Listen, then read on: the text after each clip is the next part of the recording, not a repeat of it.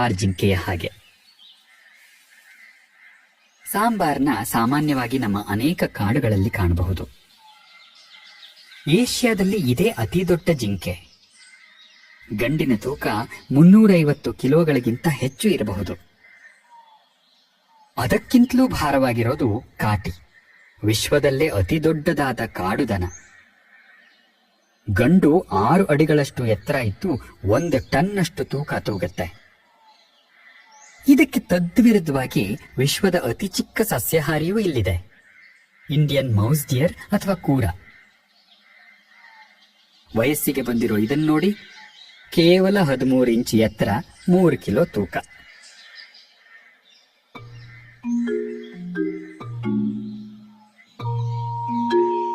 ಇತರ ಎಲ್ಲಾ ಪ್ರಾಣಿಗಳನ್ನು ಮೀರಿ ನಿಲ್ಲುತ್ತವೆ ವಿಶ್ವದ ಅತಿ ಎತ್ತರದ ಸಸ್ತನಿಗಳು. ಗಂಡು ಜಿರಾಫ್ 18 ಅಡಿಗಳಿಗಿಂತಲೂ ಎತ್ತರ ಬೆಳೆದು 2000 ಕೆಜಿಯಷ್ಟು ತೂಕ ಇರಬಹುದು. ಅಷ್ಟುದ್ದ ಕಾಲುಗಳಿರೋದ್ರಿಂದ ನೆಲದ ಮೇಲೆ ಏನನ್ನೂ ತಿನ್ನೋದು ತುಂಬಾ ಕಷ್ಟ. ಆದ್ರಿಂದಲೇ ಆಹಾರವನ್ನ ಕಂಬದ ಮೇಲೆ ಇರಿಸ್ತೀವಿ.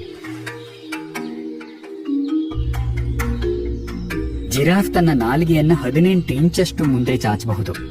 ಹಾಗಾಗಿ ಅದು ಮೇಲಿರೋ ಎಲೆಗಳನ್ನ ಕೂಡ ಕಿತ್ತು ತಿನ್ನಬಹುದು. ನಮ್ಮ ಸಂಗ್ರಹದಲ್ಲಿರೋ ಬಹುತೇಕ ಜಿರಾಫ್ಗಳು ಇಲ್ಲೇ ಹುಟ್ಟಿ ಬೆಳೆದದ್ದು. ನಮ್ಮ ಮೃಗಾಲಯದಲ್ಲೇ ಅತಿ ಹೆಚ್ಚು ತೂಕದ ಪ್ರಾಣಿ ರ್ಯಾಂಬೋ, 4 ಟನ್ನಿನ ನಮ್ಮ ಆಫ್ರಿಕಾದ ಆನೆ. ರ್ಯಾಂಬೋ ಎಲ್ಲಿರುತ್ತೋ ಅಲ್ಲಿರುತ್ತೆ ಅವನ ಆಪ್ತ ಮಿತ್ರ ಈ ಬೆಳ್ಳಕ್ಕಿ.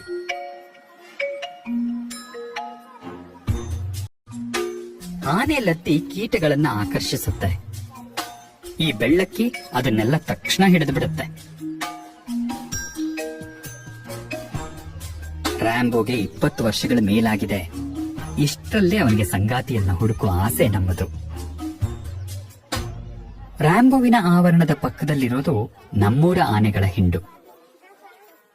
ಅವುಗಳಿಗೆ ನೀರನ್ನ ಕಂಡ್ರೆ ಬಹಳ ಇಷ್ಟ. ಅವಕಾಶ ಸಿಕ್ಕಾಗೆಲ್ಲ ನೀರಲ್ಲಿ ಆಟ ಆಡ್ತಿರ್ತವೆ. ಅದಕ್ಕೆ ನೋಡಿ, ಸ್ವಂತ ಶವರ್ ಕೂಡ ಇದೆ ಇವುಗಳಿಗೆ.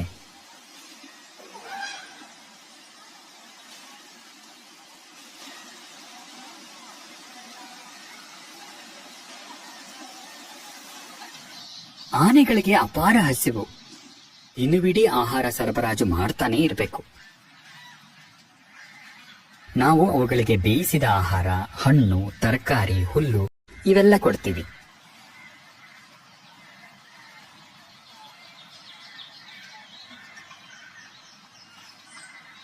ನಮ್ಮ ಪ್ರಾಣಿಗಳಿಗೆ ಪೌಷ್ಟಿಕ ಆಹಾರ ನೀಡಿ ಅವುಗಳನ್ನು ಆರೋಗ್ಯವಾಗಿಡೋದೇ ನಮ್ಮ ಪ್ರಮುಖ ಆದ್ಯತೆ. ಪ್ರತಿದಿನ ಗಾಡಿಗಳ ಭರ್ತಿ ಆಹಾರ ಬರುತ್ತೆ. 300 ಕೆಜಿ ಮಾಂಸ, 400 ಕೆಜಿ ಹಣ್ಣು ತರಕಾರಿ, 750 ಕೆಜಿ ಕಾಳು, ದ್ವಿದಳ ಧಾನ್ಯ ಮತ್ತು ಹೊಟ್ಟು, ಮತ್ತೆ 6000 ಕೆಜಿ ಹುಲ್ಲು ಹಾಗೂ ಹಸಿರು ಮೇವು. ನಮ್ಮ ಪ್ರಾಣಿಗಳಿಗೆ ತಾಜಾ ಹಾಗೂ ಉತ್ತಮ ದರ್ಜೆಯ ಆಹಾರವನ್ನು ಮಾತ್ರ ಕೊಡ್ತೀವಿ. ಎಲ್ಲಾ ಪದಾರ್ಥಗಳ ಗುಣಮಟ್ಟವನ್ನ ಕಠಿಣವಾಗಿ ಪರೀಕ್ಷೆ ಮಾಡ್ತೀವಿ. ನಮ್ಮ ಅಡುಗೆ ಸಿಬ್ಬಂದಿ ಪ್ರತಿ ಜಾತಿಯ ಪ್ರಾಣಿಗೆ ಸೂಕ್ತವಾದ ಆಹಾರ ತಯಾರಿಸ್ತಾರೆ. ಪ್ರತಿದಿನ ಬೆಳಿಗ್ಗೆ ಅದೇ ತರಾತುರಿ. ತಿಂಡಿಗಾಗಿ ಕಾಯ್ತಾ ಇರುವ ಹಲವಾರು ಹಸಿದ ಬಾಯಿಗಳಿಗೆ ಆಹಾರ ಒದಗಿಸೋದು.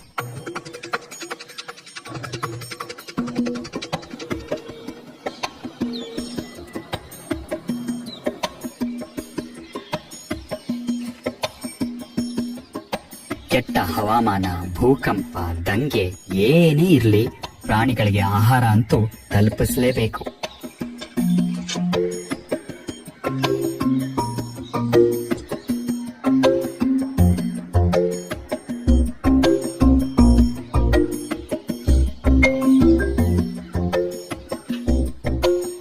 ಆಹಾರ ಹೆಚ್ಚಾಗಿರೋ ಕಡೆ ಆಹ್ವಾನವಿಲ್ಲದ ಅತಿಥಿಗಳು ಅದೆಲ್ಲಿಂದಲೋ ಪ್ರತ್ಯಕ್ಷ ಆಗ್ಬಿಡತ್ವೆ. ಅನೇಕ ಸ್ವತಂತ್ರ ಜೀವಿಗಳು ಬಂದು ನಮ್ಮ ಪ್ರಾಣಿಗಳಿಗೆ ಹರಡಿರೋ ಔತಣದಲ್ಲಿ ಪಾಲ್ಗೊಳ್ಳುತ್ತವೆ. ಇವುಗಳಿಂದ ನಮ್ಮ ಮೃಗಾಲಯಕ್ಕೆ ಮತ್ತಷ್ಟು ಬಣ್ಣ, ಮತ್ತಷ್ಟು ಗೆಲುವು.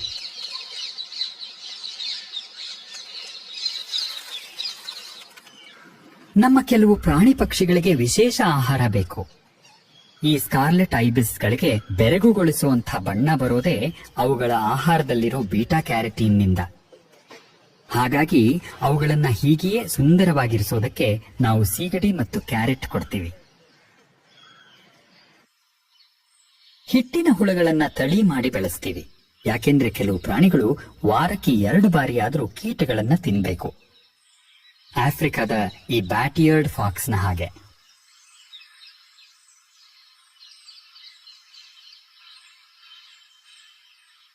ನಮ್ಮಲ್ಲಿ ಹಲವಾರು ಜಾತಿಯ ಮೊಸಳೆಗಳಿವೆ.